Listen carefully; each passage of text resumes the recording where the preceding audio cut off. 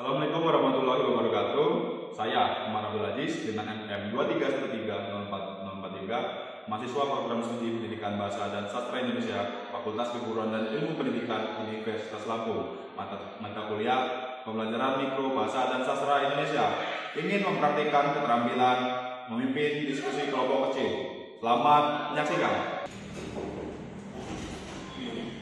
Assalamualaikum warahmatullahi wabarakatuh.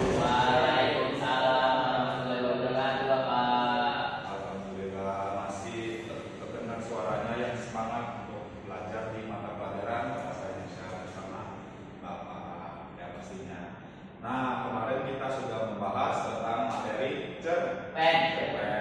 Cerpen adalah pendek yang sudah kita bahas di minggu lalu. Minggu ini kita akan bahas terkait apa yang kita bahas kemarin? Argumentasi. Argumentasi berkaitan dengan pendapat.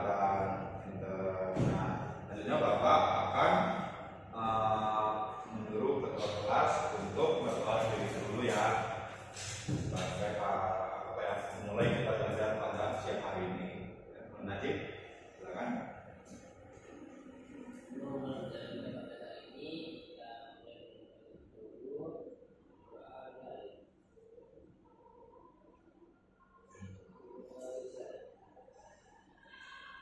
Baik, terima kasih. Najib sudah memberi doa untuk pelajaran kita siang hari ini. Belajar bahasa Indonesia. Selanjutnya Bapak ingin presensi terlebih dahulu. Pesannya ya. Pertama Muhammad dan hadir, Zebwa, Najib, Seven, mana? Dari ini Pak, Muntaber. tadi di pagi ya Oh berarti tadi masuk, terus ini, oh ya. Semoga cepat membaik data dan di depan ditanya terus ya kabarnya nanti ya. Kalau pertanyaannya bisa kita jangan dibiarin gitu aja kalau dengan misalnya kaki ternyata ya dapat lebih ke bapak kalian nggak tahu kan ya sebagai teman jiwa sosial kita juga harus makin ya sama manusia. Selanjutnya bapak ingin menghidupkan dulu materi kita hari ini.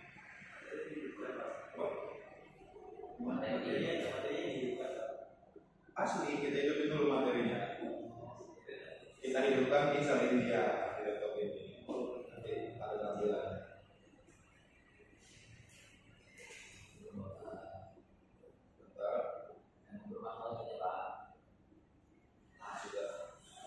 Nah, kita akan belajar singkatnya.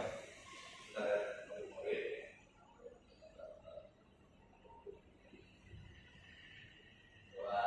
Nah, kita akan belajar terkait memahami teks argumentasi. Jadi kita tulis ini argumentasi saja ya.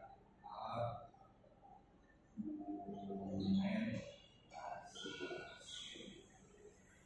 Oh, ini tanggal 5 ya? Iya Pak. Tanggal 5. 11/10/2025. Kita akan belajar memahami teks argumentasi di mata pelajaran bahasa Indonesia. Nah, ini ada tujuan pembelajarannya. Di pelajaran ini kita akan memahami dan menjelaskan kepada teks argumentasi dan kita memahami terus mengidentifikasi struktur dan ciri-ciri teks argumentasi, menemukan ide pokok dan data pendukung, membedakan fakta dan opini, serta menulis teks argumentasi dengan terpadu, koherensi dan koherensi. Nanti ada tugas untuk kalian di akhir dari pembelajaran di maka dari itu disimak dengan baik di pembelajaran hari ini. Kita masuk ke pembelajaran pertama. Apa itu teks argumentasi? Nah, kalau belajar singkat, argumentasi benar yang dijelaskan tadi, pendapat. Nah, selebihnya kita bahas dari sini. Teks argumentasi adalah teks yang berisi pendapat atau gagasan dari orang yang didukung oleh alasan, data, atau fakta dengan tujuan untuk meyakinkan pembaca agar setuju terhadap pendapat tersebut. Itu merupakan dari definisi teks argumentasi. Nah, di sini ada pertanyaan dari penulis. Halo Pak. Mari kita lanjutkan. Nah, selanjutnya ini ada struktur teks argumentasi. Yang pertama pendahuluan, kedua argumentasi itu sendiri, yang ketiga penegasan ulang atau kesimpulan. Nah, ada yang membacakan dari ketiga ini. Kedua, pendahuluan. Yang pertama struktur teks argumentasi. Yang pertama yaitu ada pendahuluan,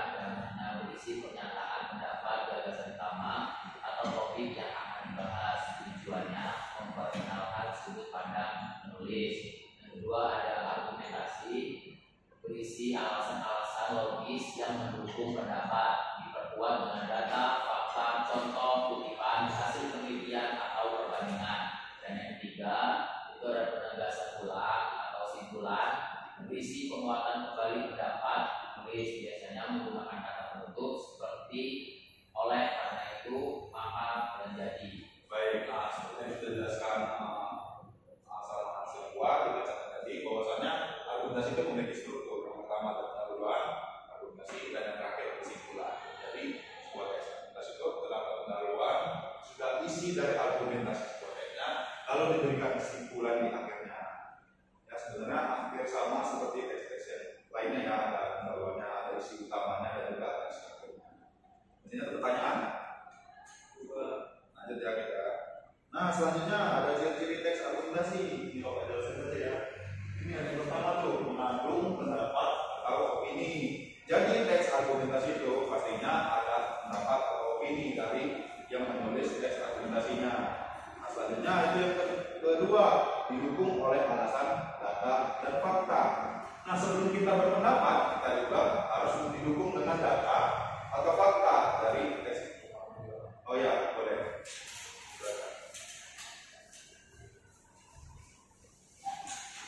Lanjut ya. Nah, data dan fakta.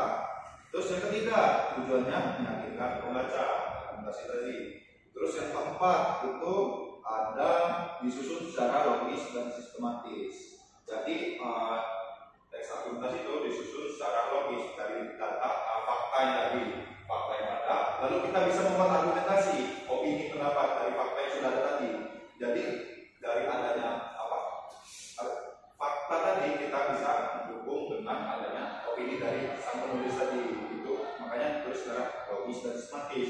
Sistematis terstruktur, pendahuluan dengan simpulan ya. Ini tertata gitu, tidak acak-acakan. Jangan baru pendahuluan langsung ke simpulan. Jadi kan tidak terstruktur. Nah itu yang keempat. Yang kelima, menggunakan bahasa yang formal dan objektif. Nah, dan keenam, menggunakan kalimat fakta dan opini. Dijelaskan tadi. Dan terakhir adalah memiliki struktur yang jelas. Ini jelas pendahuluan, argumentasi, dan juga simpulan.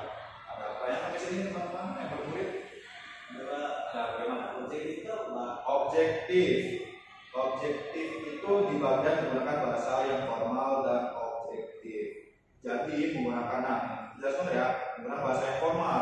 Jadi ketika kita menulis sebuah teks argumentasi, kita menggunakan bahasa yang formal, maksudnya bahasa yang sudah tersusun rapi menggunakan bahasa Indonesia. Nah, objektif, bahasa yang objektif.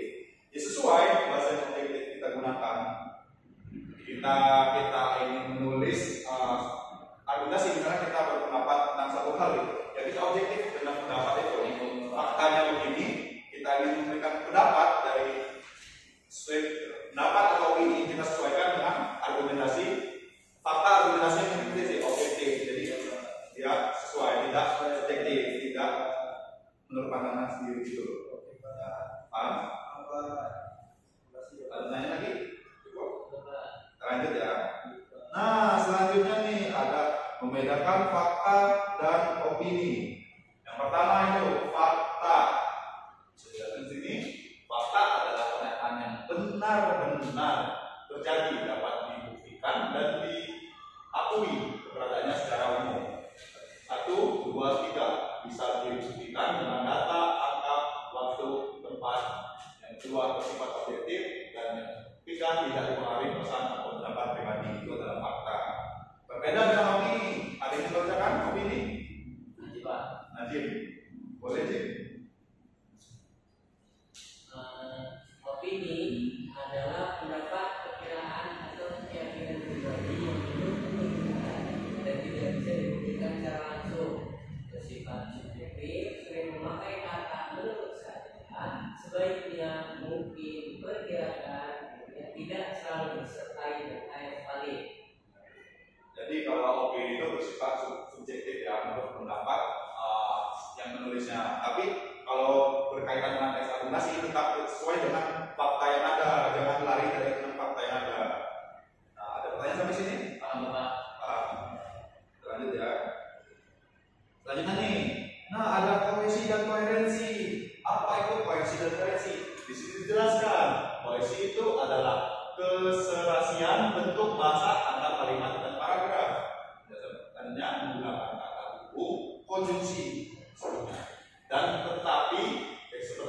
dan tetapi karena itu meskipun demikian itu adalah dari kata penghubung konjungsi tadi. Selanjutnya ada pengulangan kata penting untuk memperjelas topik. Selanjutnya kata rujukan ini itu tersebut mereka dia, dan yang terakhir sinonim dan antonim. Selanjutnya ada koherensi ini. Koherensi adalah kesatuan makna antar kalimat atau antar paragraf sehingga ada terkesan mengalir secara logis. Nah, terbagi menjadi tiga nih. Ada ide dalam kalimat tersebut harus saling berhubungan. Yang kedua, digunakan kalimat transisi seperti oleh karena itu, akibatnya, sebaiknya, itu kata transisinya, kalimat transisinya. Tentunya ada topik utama dijelaskan secara urutan dan tidak melompat-lompat. Baca sendiri, misalnya nulis pendahuluan, dari simpulan, jangan pendahuluan langsung ke kesimpulan. Jadi harus diulang dari tiga ini. Gitu. Sampai sini, apakah ada pertanyaan? Menurut baik, boleh coba. Bedanya transisi sama konjungsi itu apa? Transisi bagian konjungsi kan kata hubungnya. Dan transisi bagaimana tadi? Oh sini ya. Gunakan kalimat transisi seperti oleh karena itu. Oh baiklah. Nah di sini kita jelaskan ya. Jadi menggunakan kata hubung konjungsi dan tetapi karena itu meskipun demikian. Ya seperti kita menulis di sini kan kita menulis itu ada kayak berpendapat misalnya ya. Bapak yang berpendapat tentang apa ya? Kecelakaan gitu Pak. Kecelakaan. Faktanya kita melihat kecelakaan itu terjadi pada pukul misalnya ya, pukul 9 pagi. Korban berjenis kelamin laki-laki dan usianya 15 tahun. Itu kan konjungsi menggunakan kita. Karena kalau transisi kita akibatnya itu misalnya berarti akibatnya apa sebaliknya. Oleh karena itu warga menolong ketika melihat kejadian tersebut. Itu transisi. Bisa dipaham? Contoh kecilnya seperti itu. Daya. Apakah ada pertanyaan lagi? Nah, mari kita sini bermurid bersiap-siap. Bapak bilang tadi tak ada tugas latihan. Nah, tugas latihan kita ini akan berkelompok karena saya sudah masuk. Jadi satu orang, satu murid ada yang berkelompok sama bapak. Itu mana? Nanti mau sama bapak. Ada berarti Jebuan dan Adam berkelompok nanti sama bapak. Kita buat teks argumentasi tugas menulis argumentasi dengan tema mengapa kita perlu mengkonsumsi makanan lokal selain beras. Ini beritanya satu paragraf diskusi 7 kalimat. Kalau keberatan 5 kalimat nggak apa-apa. Nah, per paragraf diskusi sertakan kalimat fakta dan opininya. Ya. Jelas Pak, deduksi atau dan induksi Pak. Deduksi dan induksi. Deduksi itu adalah kalimat yang berada di awal. Oh, jadi itu berbeda. Apa? Ini penjelasan tentang argumentasinya berada di awal. Deduksi itu bisa disebut dengan pendahuluan. Ya, deduksi. Kan deduksi berada di akhir. Apa? Kalimatnya, penjelasan argumentasinya. Oh, argumentasinya ada di akhir, dari awal. Ya, pokoknya dari teks argumentasi itu tersusun deduksi. Jadi ada di pendahuluan dan ada di akhir tadi. Paham? Ya, boleh kita mulai. Waktunya tidak terlalu lama, 3-5 menit. Buat sesingkat saja. Jika tidak cukup 7 kalimat, 5 kalimat itu. Pokoknya selesai. Ya.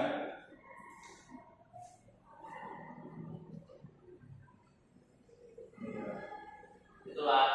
Ya, itulah. Lagi Pak selesai. Tadi induksi sama deduksi gimana Pak?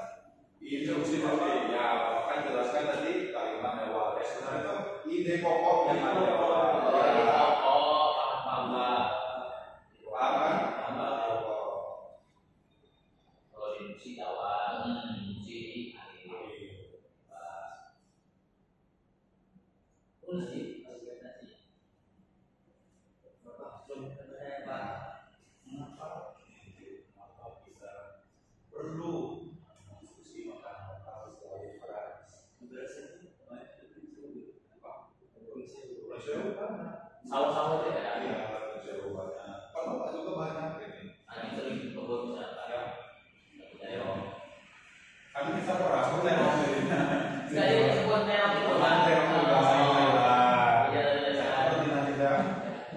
Beras kita perlu Pak. Ya kita itu tugasnya.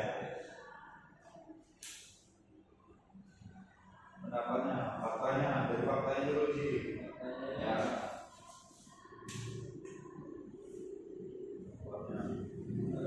Fakta. Ya, kenapa sih orang itu beras faktanya? Ya karena ada kebijakan yang mempengaruhi sehari-harinya. Tadi pada pokok faktanya.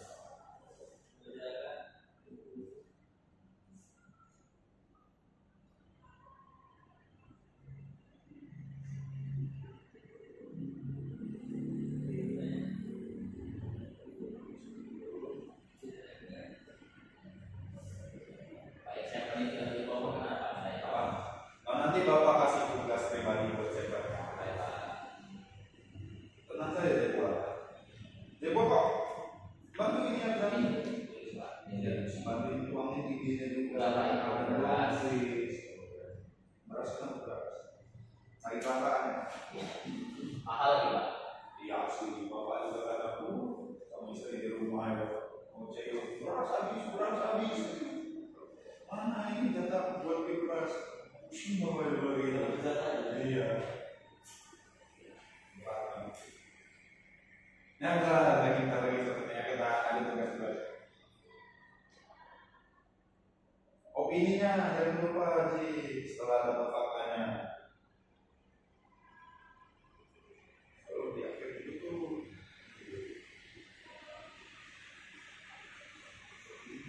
kenapa? Kalau nggak setuju nggak apa-apa. Pendapatnya jadi gimana? Iya.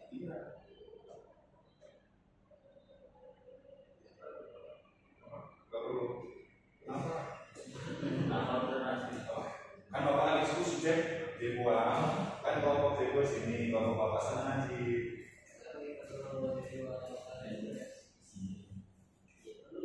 Lalu, tapi kan ada beberapa negara yang konsumsi makanan utamanya itu lokalnya ada yang tidak lingkungan, nggak mesti ya Pak.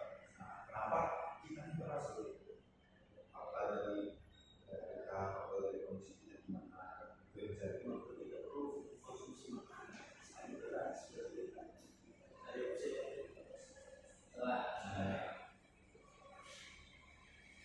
Nah, selesai. Yakin. Kalau saya suka orang Bapak. Ya, kan dia kan Bapak kan ini.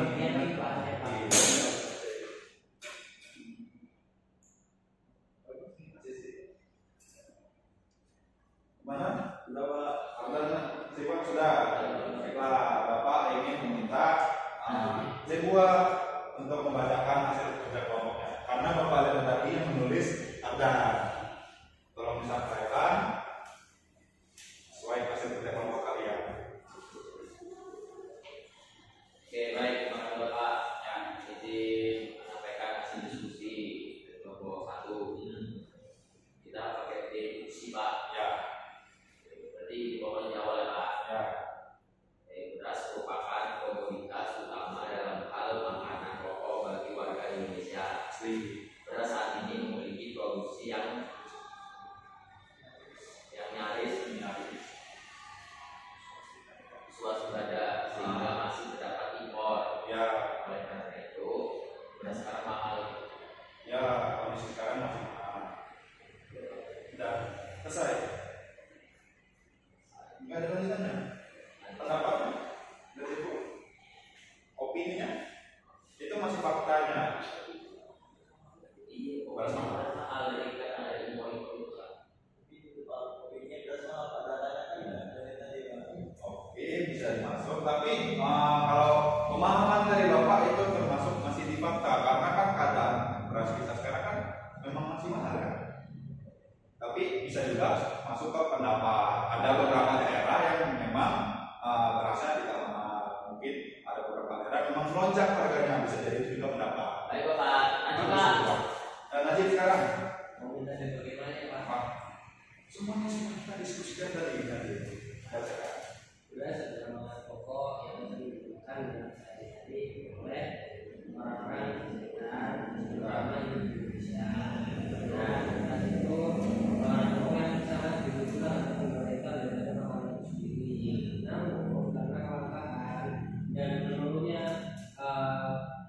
petani-petani yang ada sehingga menimbulkan beras itu menjadi sedikit langka menimbulkan penghasilan secara keseluruhan itu menjadi kurang sehingga menyebabkan kenaikan harga pada beras tersebut. Ya. Oleh karena itu orang-orang masyarakat sekitar membuat alternatif yaitu beras sebagai makanan lokal, tapi juga bagaimana makanan-makanan lain dijadikan sebagai sumber pokok untuk memenuhi kebutuhan kehidupan kita.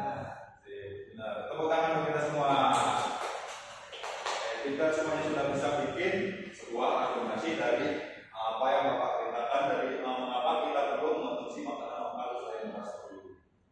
Untuk semua sudah bisa membuat itu. Semoga kedepannya bisa lebih baik lagi dalam berargumentasi dalam suatu hal tindakan yang entah kita ada sesuatu yang terjadi atau apapun, kita bisa berpendapat, bisa menyampaikan opini tadi ya, argumentasi dari kita. Kita masuk ke simpulan.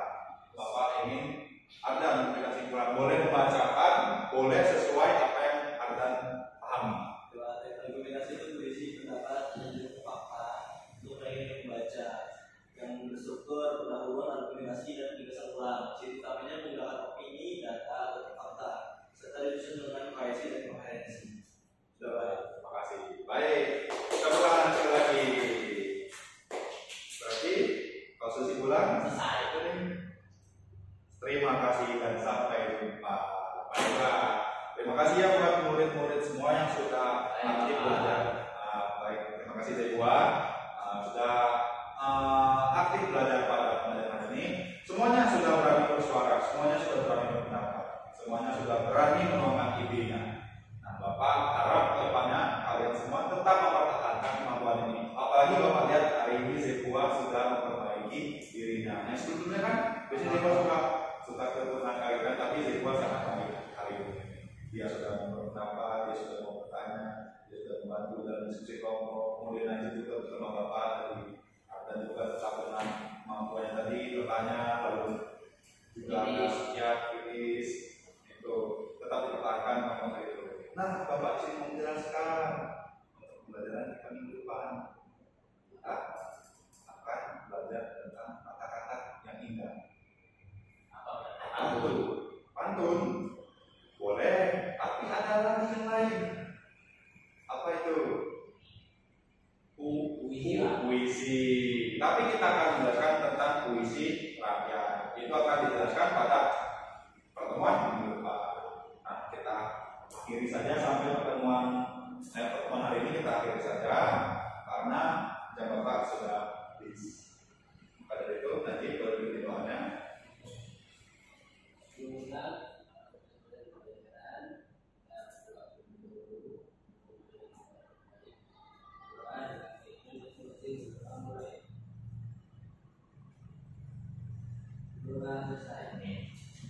Alhamdulillah ya Rabbil Alamin. Kalau begitu Bapak minta maaf atas kesalahan yang Bapak lakukan, baik sengaja atau tidak sengaja pada sekalian. Nah, Bapak akhiri sini. Wassalamualaikum warahmatullahi wabarakatuh. Waalaikumsalam warahmatullahi wabarakatuh. Makasih Bapak. Terima kasih murid-murid Bapak duluan ya.